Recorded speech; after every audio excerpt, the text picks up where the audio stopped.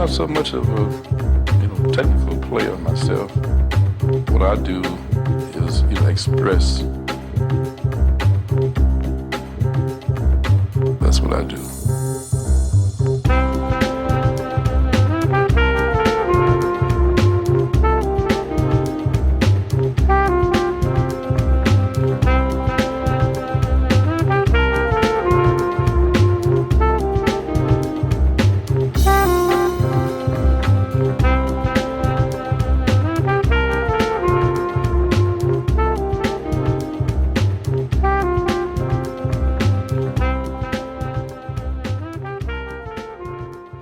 Hiya and welcome to Beatitude. This is our fortnightly musical Shangri-La podcast, really, of the ins and outs of rock and roll, the insides of our hearts and minds about how much we love music. And I'm Clive Morgan. And I'm Robert Roberts. And we are Beatitude. Right, so we're going to start off, and our first special has to be on probably the greatest band of all time. Yeah, Beatles. Probably. We're massive Beatles fans. Big Beatles fans. Big enough to actually get a prescription. I like to be prescribed the Beatles over the counter. That would be great, wouldn't it? Instead of whatever the doctor, the quack gives you. This is what the doctor ordered. Yeah. A bit of While My Guitar Gently Weeps. Yeah, you could just have it in a pill. Beatles in a pill. All you need is love in a pill. It'd be great. It would be amazing. But actually getting a subscription, not a prescription, to Disney Plus to watch the 7.5, nearly 8 hour epic by Peter Jackson, which we've watched. Which I think you have to give him a round of applause for. I love Peter. I think you've got to give him a round of applause. It was amazing, wasn't it? Yeah, Absolutely and amazing. The actual editing of it, the actual use of Lindsay Hogg's footage, what he's done with it, how he salvaged all that 50 4 hours. years as well. 4 years at it. Imagine that, 4 years of Beatle heaven. Beatle heaven. I think he was in Beatle heaven. I think looking at a lot of interviews that he's done and conversations I've read in the press and in the media, it looks like he was in Beatles heaven, which is nice to see. He was in those kind of hands. Of love. Yeah, that it was a work of love. Yeah, he sort of said, didn't he, that he struggled to. He had 50 hours of footage. I think it was 50 hours. And he struggled to sort of even condense that down to that 8 hours. He didn't leave anything out, but can you imagine just having access to that? But we've probably got the best of that. I trust him on what his filter has been good. Because in many ways I suppose he is the director and he has had final say in what we see, hasn't he? So you can't deny an interest in what he left out. But being a Beatles fan, you kind of got that bit of trust anyway. No, definitely. But it was, I mean, it felt like you were in the Beatles watching it, didn't it? And it did. That's what you want from a documentary. You want to be there. It was like getting in a TARDIS and going back to 69 and being... Which is my dream. Which is my dream as well, actually, yeah. I've dreamt about that quite often. And now it's true. Now it happened. And Mr. Jackson took me there. So that was really, really So for cool. anyone who hasn't seen or didn't want to sort of pay Disney, I'm sure it's coming out on DVD, I'm sure at some point soon. But we'll do our best now to sort of go run through it, talk about the bits that we loved, and we'll start with maybe best to start right at the beginning, at Twickenham. Yeah, no, definitely. Very. It seemed to underline the Beatles myth about Twickenham. And how it wasn't conducive to a creative environment. Quite a cold environment, it was cold, it was cavernous. It was you could tell it was a movie set, not designed for movie productions. When they walk in, they're all looking around. Are we really doing it? Yeah. Rather than a music studio, which they all seem to be when you go into Savile Row, and they go into the Apple's office. They seem to be offices, is it? Yeah. They sort of seem to be more at home, really, don't they? They even say that. They say that themselves. It's like John goes, no, this feels more like home. So and all the tensions seem, because it's we've got to say that it's split. Over on Disney anyway, it was split into 3 parts, which kind of works because it was a very 3-part. You can see why he's done that. You've got the first part, the Twickenham part, with a lot of the tensions, haven't you? And then we go into You know, when they go to Savile Row, and then what do you think and what do you make of the tensions? What in the first part at Twickenham? Most of them are in that part, aren't they? I think a lot of it is maybe because they hadn't then until they finished the Do you White think Album, it had a didn't lot to do with our cheeky Lindsay Hogg? they? Maybe, yeah. But then his claim and his rejoinder to a lot that has come out since Get Back has come out has been like, well, that's what he saw. Yeah. And that's what he felt was happening. There was a lot of hidden microphones, hidden cameras, and you can see there were times when the Beatles were aware the cameras are on. Yeah, espionage. Yeah. I wonder how much they are aware. And I think they were really aware of it in the first part. But I think they were aware of each other as well. There was a lot of tension between them. Yeah, they hadn't seen each other in a you while. could see that. I think McCartney kind of holds back from looking like he is the boss and looking like he is a control freak. Yeah, because he actually says that at one point. Yeah. I don't want to be the boss. Yeah. They're all looking around, aren't they? And it's like, you know, yeah. It's difficult. I feel. He says at one point, "Where we need a daddy. Where's our daddy?" Yeah, where's our daddy gone? Which really does hark Epstein. back to Brian Epstein, doesn't it? Yeah, who passed in '67, was it? Yeah. So 2 Yeah. years without him. Like I say, they went into that Twickenham environment as well, and they'd been apart for a few months. They recorded, didn't they, the White Album? Yeah. And so they hadn't long finished that, but they've been apart. They're all new partners as well. So you've got Paul sort of flirting right at the start with Linda. Yeah. And that was going to become, eventually it would become Wings, which is a bit tragic, but But as Alan Partridge said, the band the Beatles could have been. Yeah. There was a review the other day I saw about, and they called Get Back Lord of the Wings, about how important McCartney is in the program. Well, you do see Linda at a keyboard, don't you? Yeah, you do. At one point, playing a note. Were the seeds for those aspirations, aspirations there? I think so. Don't play with Lennon. Yoko gets some. We'll go on to like the women later on. And Yoko Yeah. gets some big. She's always had a bad press. Yeah. But it was interesting to see all throughout the program, all of the Beatles partners were actually there. So it wasn't always just Yoko turning up and sitting on an amp. No, You know. it's like as McCartney addresses that, doesn't he? Yeah. Yeah, and says like in 50 years' time we split up because Yoko sat on an amp. Yeah. So like there's a lot more self-awareness to them. Yeah. I think than I thought they would be. So do the tensions then? Do you think they were coming from sort of Paul's? Not his bossy ways, because what came across at first as quite bossy was actually, if Paul hadn't been like that, they wouldn't have got fuck all done. Yeah. John is stoned out of his face throughout the whole. Yeah, Twickenham. I was quite disappointed with Lennon, and maybe what What, do in you want, a that first performing part? monkey? But Yeah. I was a bit disappointed because he is. And we've got to put this on record. We are both massive John Lennon fans. aren't we? Yeah, so like I was a bit disappointed. I expected more leadership, more. He was just wasted though, wasn't he? He was just wasted. If it was a bad I mood. don't think he was up for it. He didn't seem up for it at all. He was thinking about Plastic Ono Band at this point, I think. Yeah, no, because you said that. You said like, well, he's gone. Yeah. And I think I got the impression that he was. And I think Paul sensed that.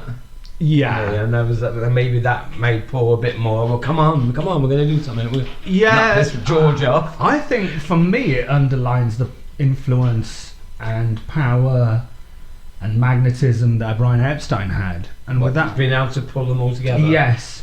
Yeah. I think without Epstein, it was like a ship without a rudder, as the Lemonheads once sang. Yeah. No, I agree. They talked though, because Lennon later on in the film, he talks about getting Alan Klein on board. Yeah. But then I think they all realise where that could end up. Yeah, and it's brilliant. Concrete boots and in the river. Don't cross Alan.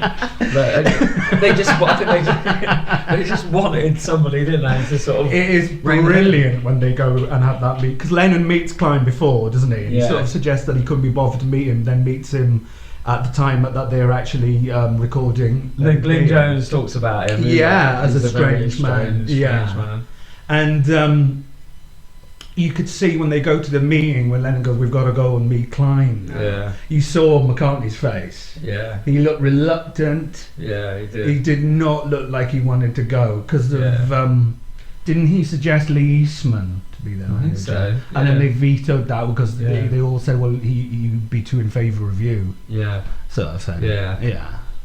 McCartney does get that, and he's had that, I think, from when the Beatles split up. And I must confess, even I had that sort of, a lot of it was around McCartney's sort of bitterness around money, but I think from what you see from this film, it's just, I don't know.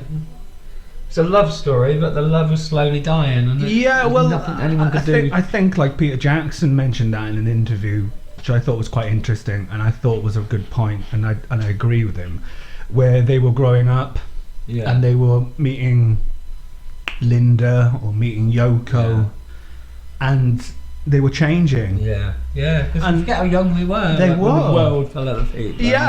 What did he say? He said that the he'd almost. I read between the lines what Peter Jackson said, as if they'd got so big, they couldn't be a rock and roll band anymore. I read that. That was in one of the interviews, wasn't it? Like, where do they go from there? They can't. They just want to go where and can play they to turn? People. And they couldn't. They could have done the only way like they did it. The rooftop. Isn't it? And like Shea Stadium. We've got a squeaky chair, the squeakiest chair in the world. Maybe it's Yoko. With a primal screaming. There was that hilarious moment, wasn't there, with Paul McCartney's daughter.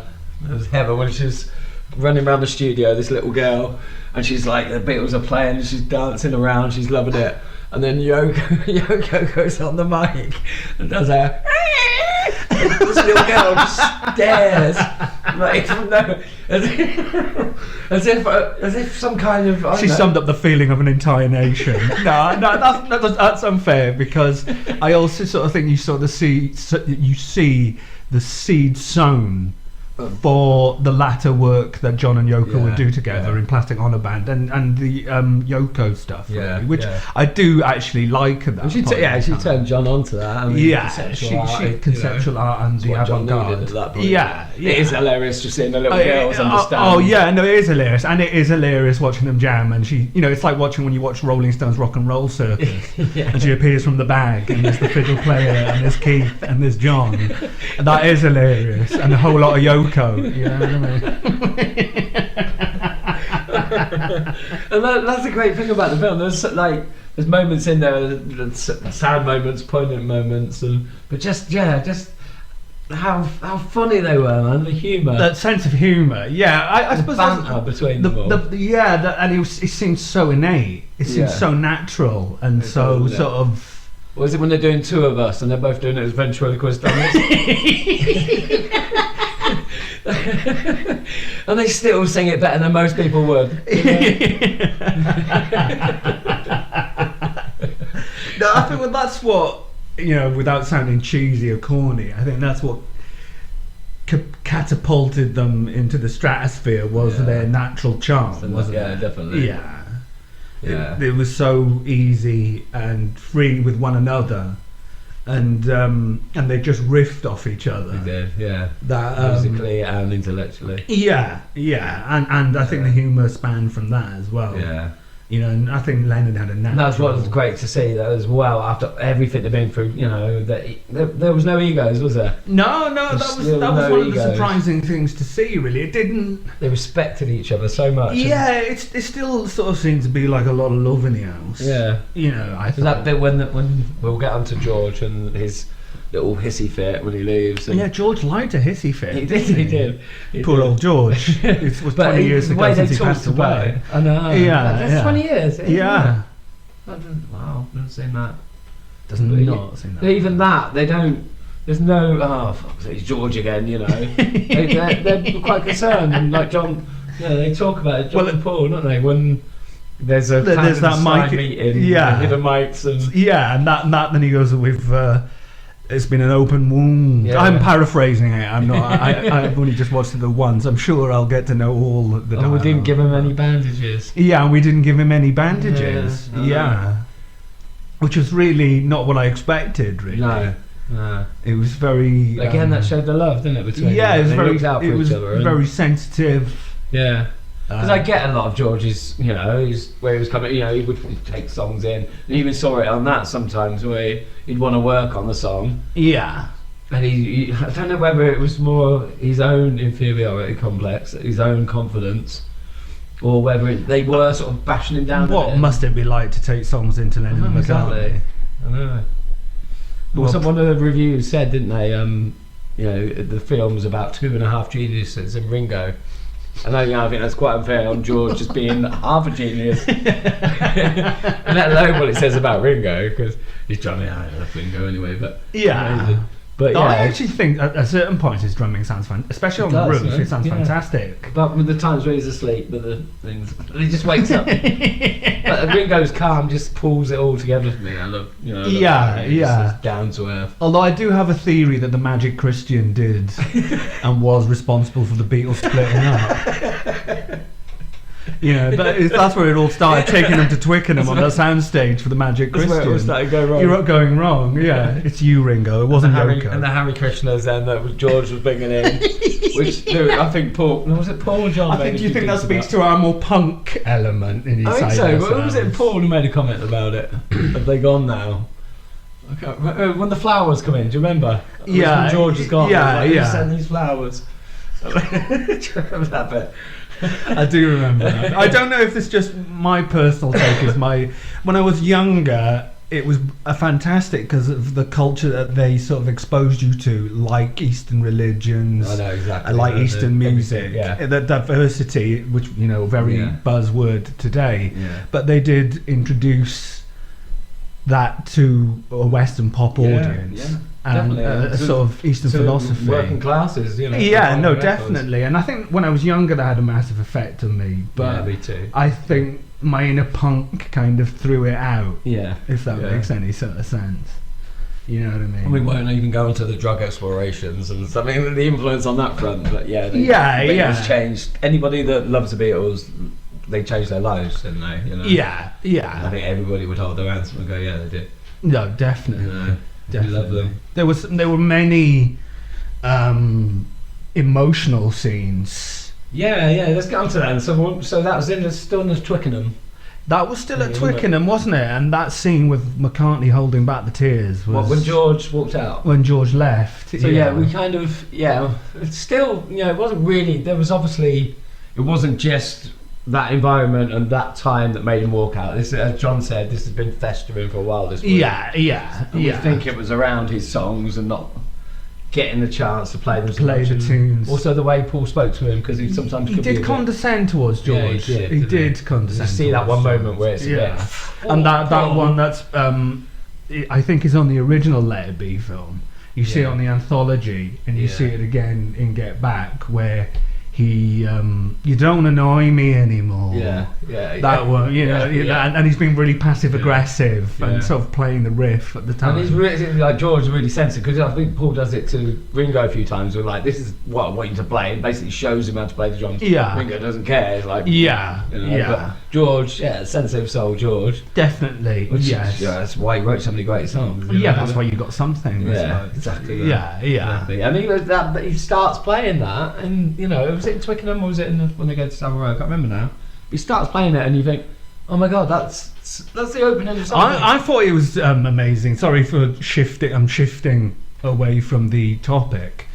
But another one that got me like that was hearing Child of Nature the first time when the camera pans in and Lennon's just playing it on the guitar and you can hear the you know what it's going to become. Yeah, and you know what it's going to become. And you know it's going to become. And then you think it just gets shelved though, doesn't it? And it does. I don't know what it.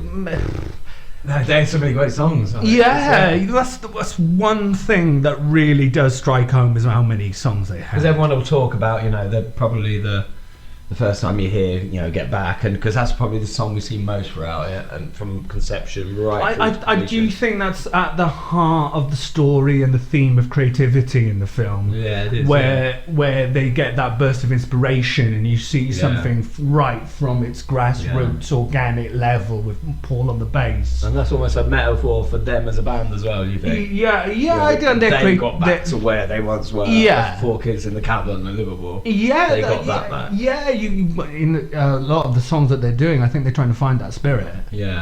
That we're a rock and roll band. Yeah, and that does seem quite in doubt at the start, doesn't it? Because you think, oh, this is not going well. George leaves, then, doesn't he? George leaves. And Paul and John have this secret meeting, which the director and secretly Mike puts a mic in a plant pot, so they're not aware. So he gets. But we've got to talk about how Peter Jackson, from all the audio, apparently he's got this demixing process. Yeah, you know a lot about the technological aspect. You know, he can split with the technology. I don't know how technology works, but he can, literally decipher different audio tracks from just one track.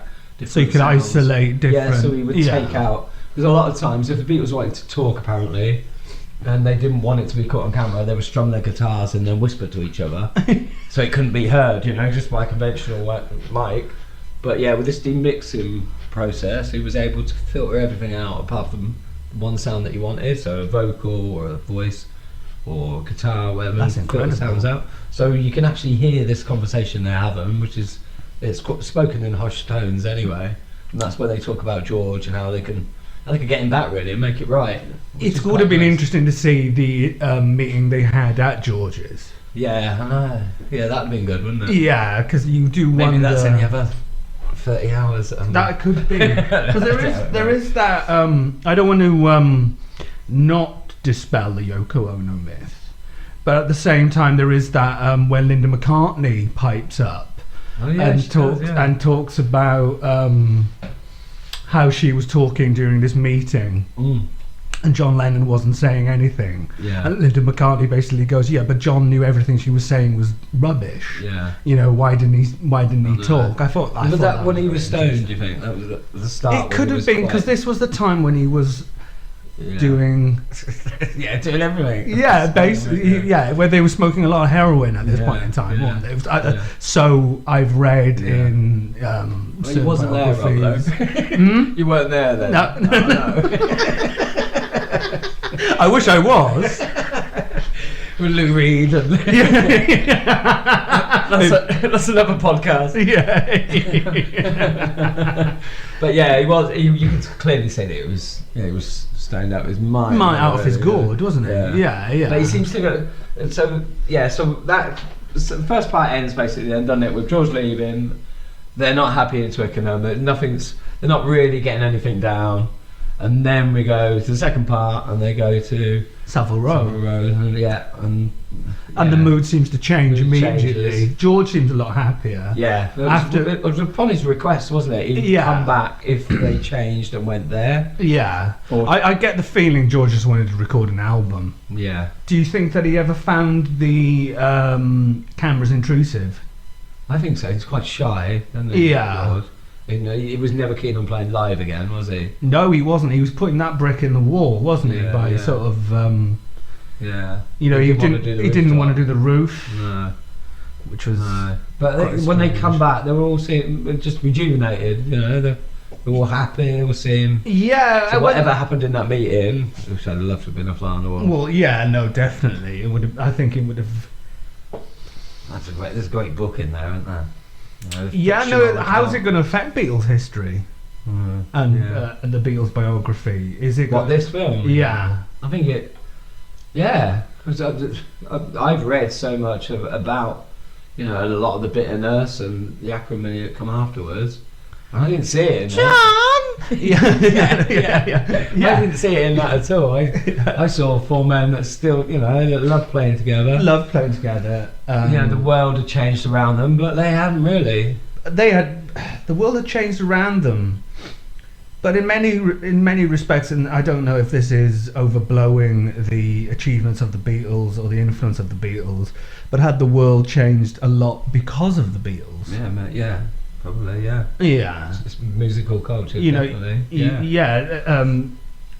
Certainly in this country, we hadn't had rock and roll pedigree. No. We'd had movies by Cliff Richards, and we'd had The Shadows. Now, I don't know, there sort of seems to be a revival for The Shadows at the moment. Does it? Yeah, I think there's a re-evaluation that they were sort of like the beginning of British rock and roll. Yeah. But, yeah, I suppose in some ways they were. I disagree. And weren't they just our version of Elvis? Yeah, I think Cliff definitely wasn't he? He was a sanitised version of Elvis. Yeah. Whilst the Beatles came along and really changed the scene from people writing for you from Tin Pan Alley to being a cohesive unit who wrote their own songs and performed their own songs. And then went on to change America and the rest of the world. Yeah, and along with the Stones, introduced America back to rhythm and blues and rock and roll. Yeah. That in itself was a massive statement, and that itself, isn't that a part of the foundation for the counterculture and music and things like civil rights and things like that? Social changes. Yeah. Definitely. And it's changed and shaped the world massively. Yeah. And it's quite a weight, isn't it, for young lads to carry? Really. Yeah. Well, you're going to carry that weight a long time. Yeah, and it looks like Yoko and Paul McCartney have been. So George comes back and he seems happy and and it's not a false. You can see how you just tell by the way they play. You know yourself. You we play music together. Yeah. You know when you're feeling it and when you're not. Yeah. You can't fake that shit. Yeah. They were feeling it, man. They were feeling it. There was definitely. There's a lot of. You can see when they were turned on. Yeah. Definitely, yeah. And you can see when Lennon almost sinks. Yeah. And sort of withdraws. Then all of a sudden, when the tune is alive, Lennon is on it, and he's riffing. Like you expect from John Lennon. Maybe that's harsh, the introvert extrovert that Lennon perhaps was, But absolutely brilliant to see the magic just sort of like, it's like getting that match and just going, and it was bang, you know what I mean? It's an awesome. Songs develop. They're all bringing songs in. I just wrote this last night, and they're coming in with, Paul comes in with Long and Winding Road.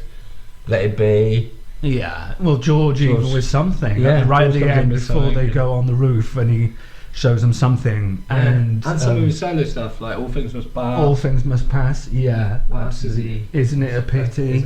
Oh no, because we've got to mention that bit. That was the ending of the first part. Yeah. Where he basically sends them a recording of that song, doesn't he? Yeah. Isn't it a pity? Isn't it a shame? And we break each other's hearts. Yeah. That must have really got to them both. I think it gets to. I don't know. I never knew that song was about. I didn't know that either. I thought I just took it as a love song. Breakup song, maybe there are more Beatles aficionados out there that knew the origins and the genesis of that song, but he sent it to John and Paul, didn't he? Yeah. After he left, McCartney sort of seems more. I don't know what words I'm looking for, but you can see John Lennon is. Yeah, John's like, that's a fucking great song. The words are cutting. No, you can see. I think he's listening to it. Yeah, really like. But that was so a lot of songs that would go on to be on All Things Must Pass. And John, you could see, was already working on stuff for Plastic Ono Band. Yoko had that sort of. There's songs that would become McCartney songs, isn't there? Yeah. Child of Nature going on to become Give Me Some Truth, wasn't it? Yeah. Because they jammed. And Jealous Guy, sorry, wasn't it? Yeah. Jealous Guy. So there was a lot of the solo stuff there. That was good to see as well, because I love how much I love the Beatles, and I love a lot of the solo stuff too. Slightly jumping ahead of myself and jumping ahead of us, okay, man. and going off any kind off any script or anything, riffing, because I'm a riffer. I'm a jazz player by nature. Play that jazz. I'm going to play it right now. Is when he meets Klein. Lennon meets Klein and talks. He's very impressed by his business now, but then sort of like Klein sort of offers him, we'll give all the money to Biafra. Do you think like Klein is hoodwinking Lennon there? Yeah, definitely. Yeah. It totally. Biafra might have just been an anagram of my back pocket. Yeah. Well, I think that's so true, and playing on Lennon's role as a peace freak. Yeah, definitely. Yeah. And it's like, come on, John. Yeah. You're really gonna take this? You're gonna take that seriously? All right. When it's done. Yeah. But come on, it's a bit man, like this beer guy's companies crazy. that we'll plant a tree for every can of beer. Yeah. Well, it's like when you have a coffee, isn't it? You think, oh, I'm getting this ethical coffee. Yeah, there's another tree in the rainforest because of me. But do they really plant these trees? Yeah, it's lining somebody else's back pocket. Yeah. I couldn't. But it believe eases how your naive- conscience. Yeah. But I couldn't believe how naive he was. Yeah. He sounded naive to me, and there was a couple of times where he interjected about peace, and I thought, John, you sounded very naive, my boy. Yeah. But then maybe that's what I do love. That's what I love about it. There was a lot of that naivety with John. The whole bedding and the bangs. Yeah, I love that bags. bit where I love it. he goes, "It'll be me and Ringo on the roof, and Ringo will be in a green bag."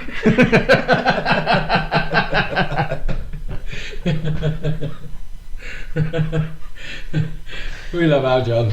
Yeah, no, definitely. I don't want to sound disparaging, like to Beatles fans who sort of would think that this guy doesn't sound like a big John Lennon fan. I am. I'd stay in bed for 2 weeks. Yeah, maybe not with Yoko.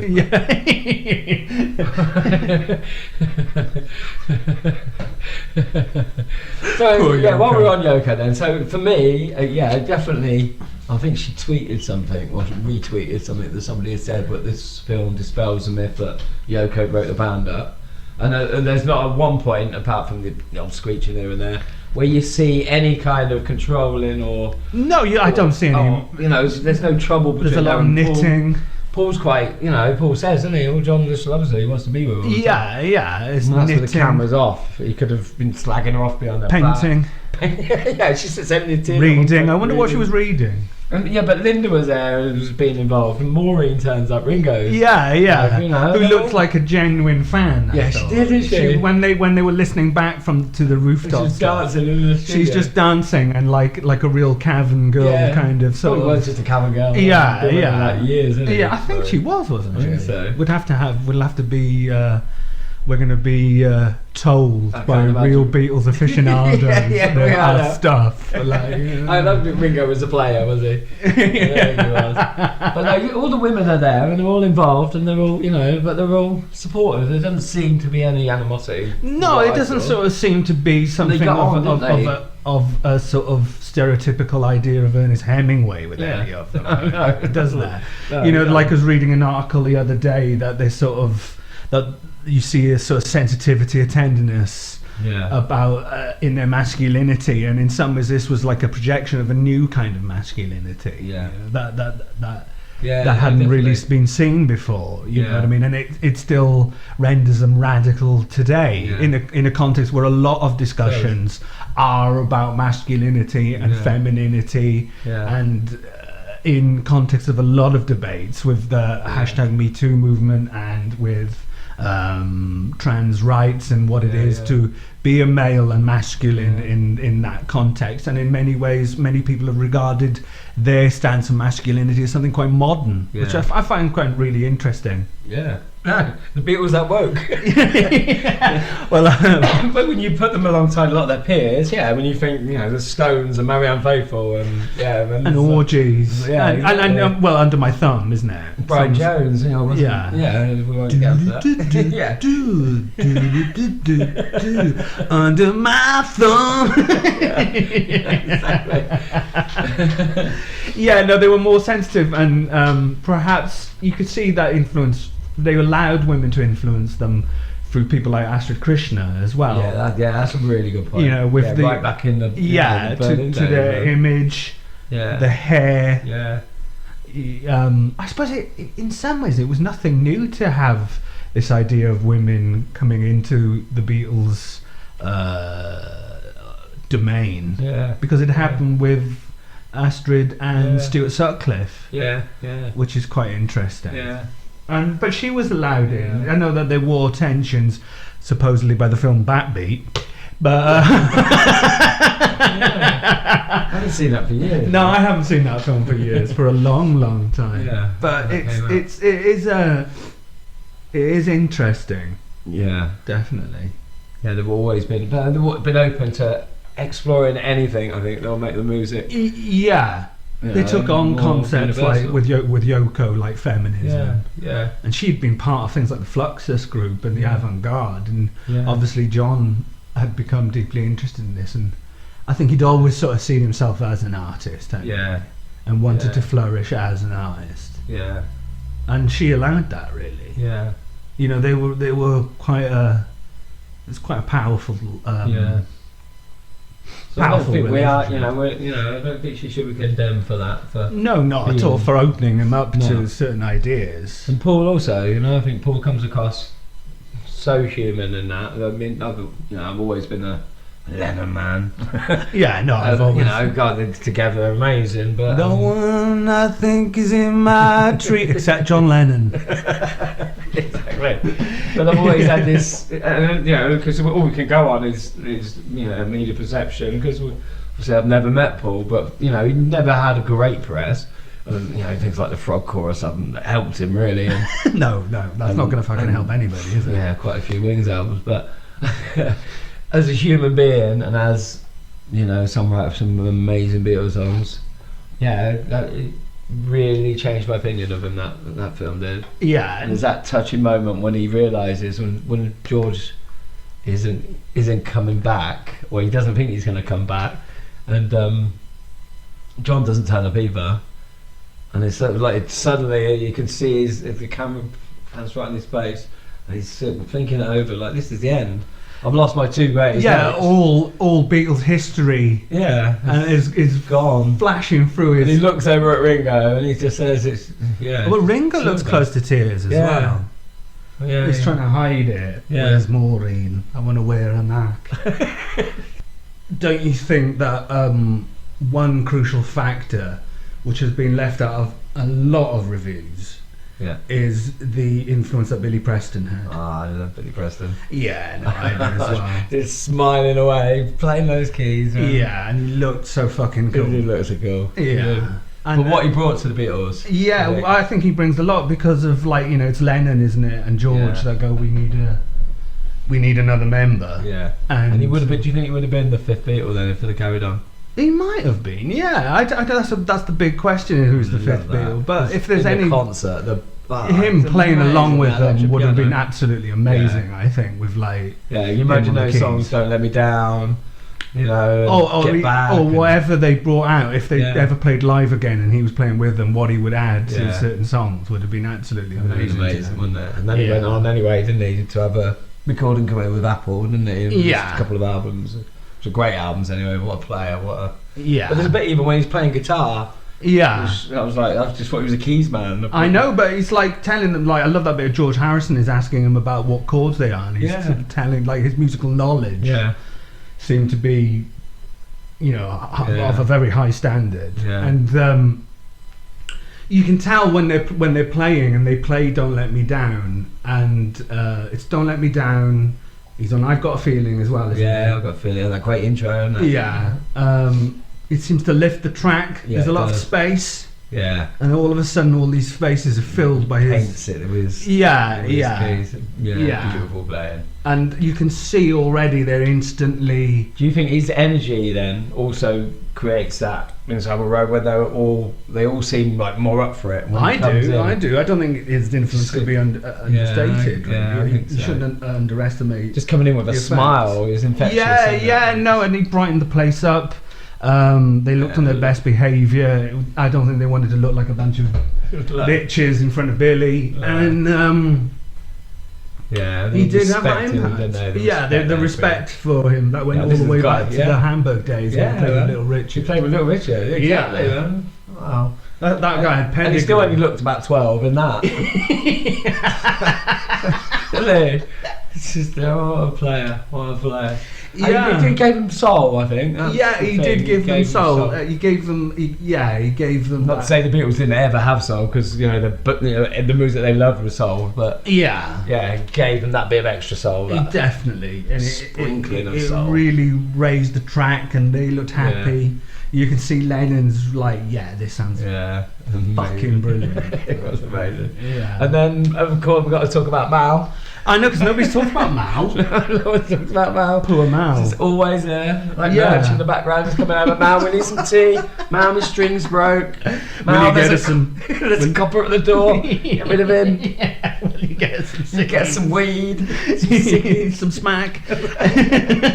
Mal was just there for, I'd have loved to have been Mal and Beatles. Can you imagine that? Yeah, okay. I can't play as good as you guys. I'll just be in the background and make you tea. That'll do me. But they trusted him. And when do you know when he got involved with the Beatles? I don't know, man. Do you? I thought was he with them in Hamburg? He started off as a roadie and then just regressed. Didn't he like drive the van? Did he? Like something quite. He's been with them years, hasn't he? Yeah, like just a trustee. Yeah. Isn't he? Sort of like a confidant of some sort of like for them, really. Like, doubled as everything, I think. Security. Yeah. Big man, wasn't he? That struck me as well. Was. Yeah, huge yeah, guy, yeah. But like gentle giant. Yeah. No, I can imagine that, you know, if you got in a bit of trouble, he'd be there, man. He'd sort him out. What did you make of Mr. George Martin? Yeah. I said to you, didn't I, when we were watching it? Because whenever, you've watched the anthologies and you see documentaries, and he's always old, isn't he? So in my head, George Martin's just always this old man.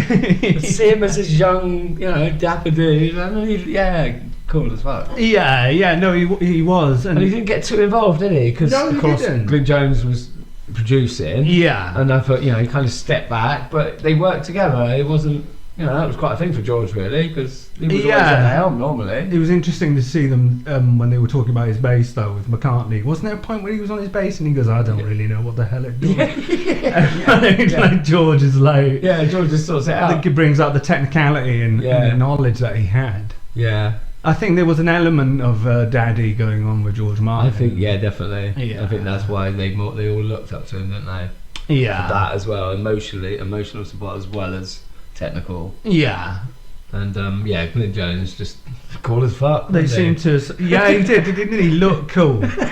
every day he'd come in like another Brian Jonestown Massacre member, wouldn't he? Like in sunglasses and cool, man. So cool. A dandy in the underworld. Dandy he was. Yeah. Said where he looked like she'd been in the Kinks. Yeah. But great again. What a career he had. Yeah, no. Considering that he would go on to produce Nevermind the Bollocks. Yeah, exactly. Which is... how do you think the difference in that would have been, man, from working with the Beatles to working with the Sex Pistols? Now that is an interesting question. That's one I've put through my head quite a lot, actually. I've been thinking about that, what he made of the differing personalities, and then it seems like such a long time, doesn't it? But it's not really when you think of not it. That long, same is decade, it? 10 years. Yeah, and you've gone from Let It Be to Anarchy in the UK. That's quite a change, isn't it? Yeah, and what he does with the sound in Anarchy in the UK is absolutely special with those guitars. There's a lot to do with Steve Jones as well. I'm not wanting to take anything away from Steve Jones, but like he sort of builds that wall of sound, doesn't he? And wall of punk sound. Yeah, which you don't really.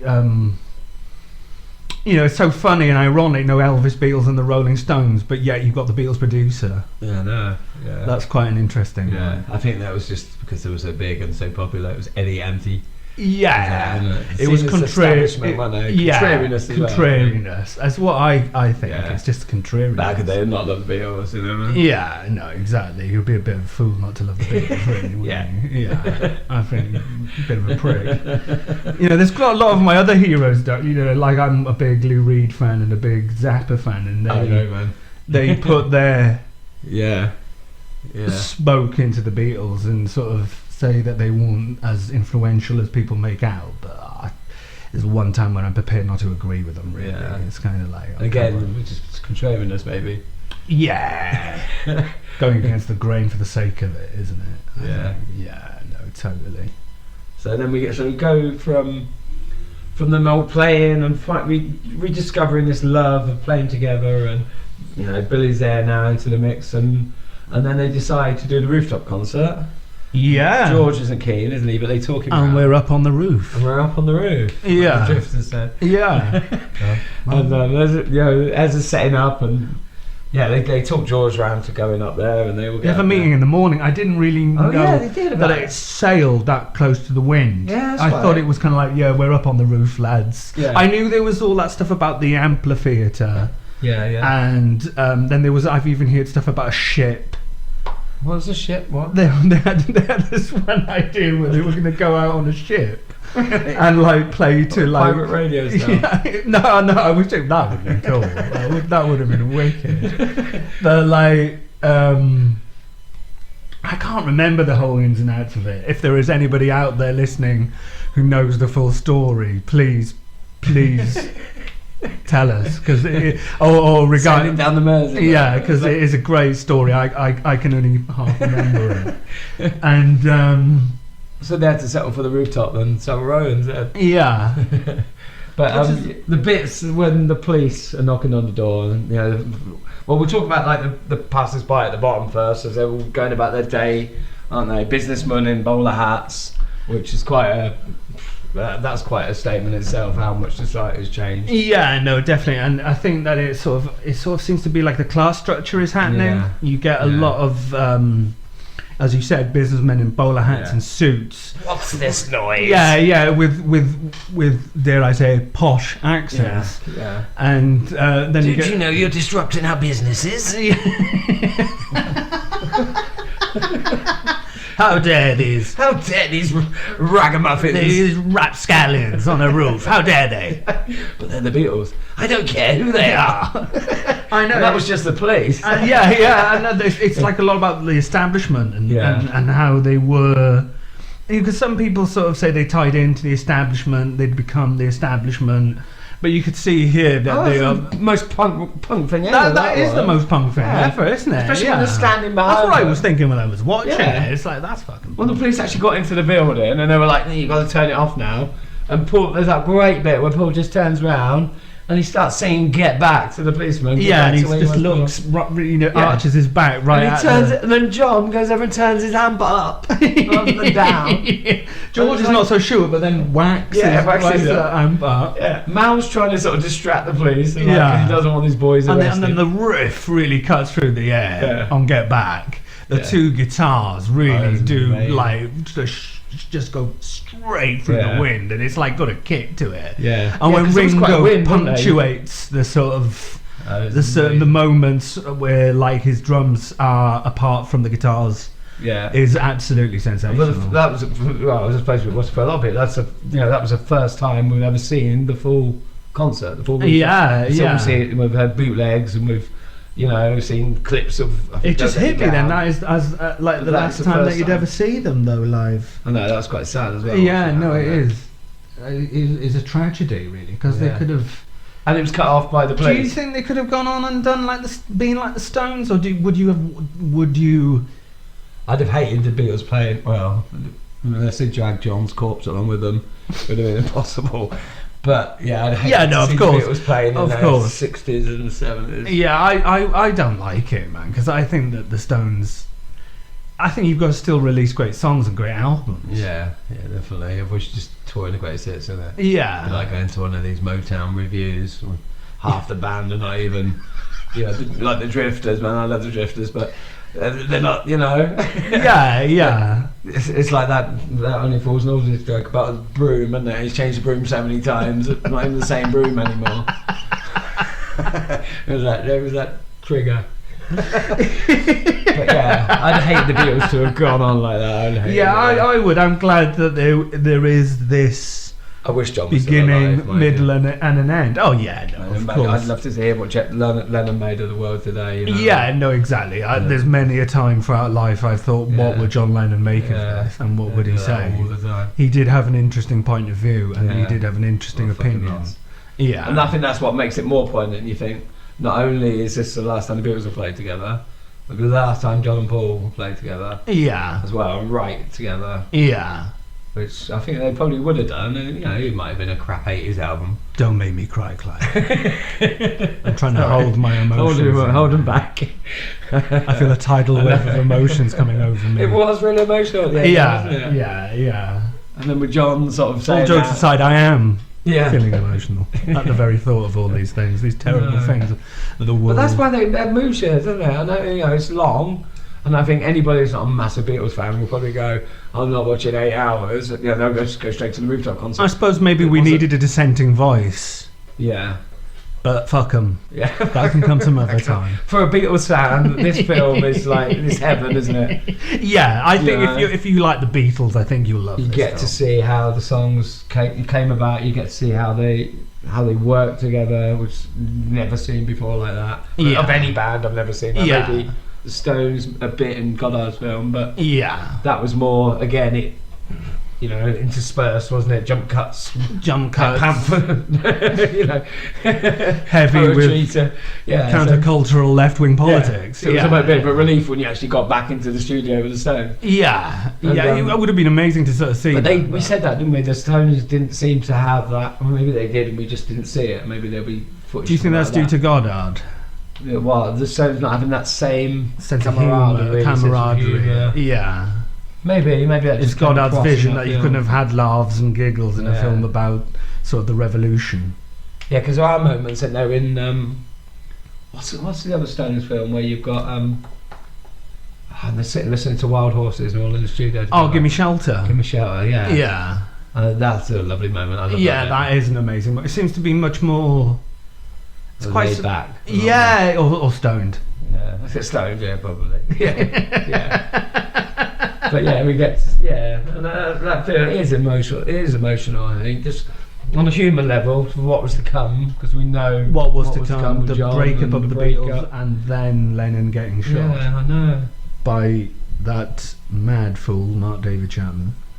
No, we don't want to end on a sad note, though, do we? No, we don't want to end up on a sad note. I think we should end on a very positive note, because they are a very positive band. And that film made changed my view of their breakup, and it made it far more positive for me anyway. Yeah, I don't blame Paul anymore, I don't blame Yoko, I don't blame anyone. They just, there's a part where George talks about, doesn't he? We didn't mention this earlier, but I was going to say that he talks to John. It's just him and John having a conversation, and he keeps saying, "Oh, I'd like to put out my own album."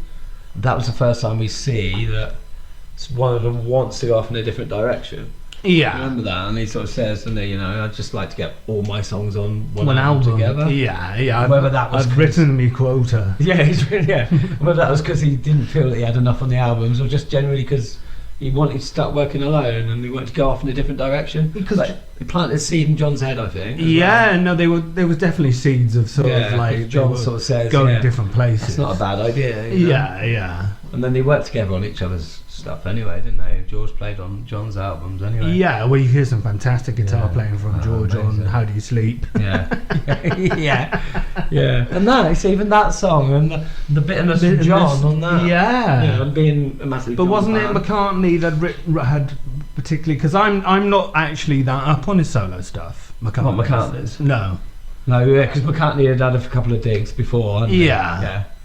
And there had been, there've been arguments in the press, and there was all those issues. It goes to show where I went, really. I went with Lennon, really. Yeah, I didn't go with McCartney, which I might be wrong. I'll have to dig out those, because they've been revived and rethought of. I definitely see Paul in a different light after that. Yeah, which is great, because I always wanted to see the Beatles as a whole, because we were saying the other day, weren't we? Lennon McCartney thing on the songwriting. They all wrote songs, man. Yeah. You can see it. George coming in with a lot of ideas, input. but when you see it on that, whoever's song it was, they shaped it together. Didn't they shaped it together. Yeah, and Ringo with his not.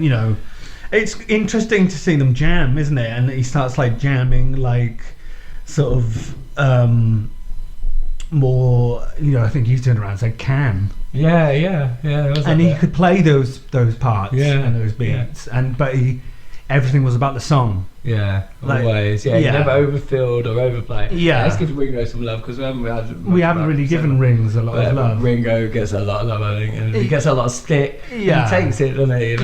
But I think that humour, man. And he's Thomas a better drummer than what people. Happy as J. Thomas, which was part of my childhood. Exactly. But he does. And a great drummer, he doesn't get that credit. Yeah, he might not be the best drummer in the Beatles, but he was a great drummer. Wasn't it Ringo that said that George and John were one of the best guitarists in the Beatles? But that was the overriding thing for me, the sense of humour between them all, and that just... Well, the friendship, the love. Yeah. Well, there's a love story, isn't there? Yeah. A love story with a great fucking soundtrack. Yeah, with an absolutely fantastic soundtrack. Yeah. So if anyone out there hasn't seen it yet, I hope we've kind of painted not too... We are biased, we're massive Beatles fans, but there's nothing I go could out criticise. There and just love 8 Hours of Your Life. It will be. It's absolutely fantastic. And go and listen to all your Beatles albums. Yeah, go out and get your Beatles complete and get your guitar out as well. That's what. Yeah, and it doesn't need to be any divisions. It doesn't have. Who cares why the Beatles split up? I think there's a need. It's interesting that they come about at this point in time, where we live in such a sorry to mention the words COVID. Yeah. But we live it's topical. Yeah, but like, it's kind of COVID. Masks. We've got a government that doesn't care. Yeah. We had a financial crisis, which is like 12 years ago, which has proven to be divisive, which is still lingering over us now. Our economy is fucked. We left fucking Brexit, and I don't think we've had anything that really brings us together and that we can love. And we can love, but here they are again. The Beatles, and they're ours, man. Yeah, and I think the Beatles can do that. I think, and that is the power. It's strange. I'm not saying my intellectual capabilities are sort of that of Immanuel Kant or Friedrich Nietzsche, but at the same time, I find it difficult to explain that power. But they have a power of bringing people together, and we need that more than ever. They did it, all the way through the 60s, really, didn't they? Yeah, they did. You saw that, like, when they were doing that. And that was a polarised time. Yeah, massive. Vietnam, massive. Civil rights. I know those things were going on in the States, and maybe our political climate was different. They took people along with them, and it changed people's opinions. It's that like they say, like when they hit the States, Kennedy had been assassinated, and for many young people, they sort of healed that wound. Yeah, really. Yeah. Oh, that's why we love them so much. Yeah, no, definitely. Absolutely fantastic band. Right, so we hope you've enjoyed our ramblings and our love and musical loving, and we're doing this like fortnightly. What are we going to do? An Arthur Lee special? Arthur Lee, which I can't wait for. That'll be amazing. That would be fantastic. A rebel. Yeah. So I look forward to doing that one, and tune in a couple of weeks' time. Thank you for listening. Thank you.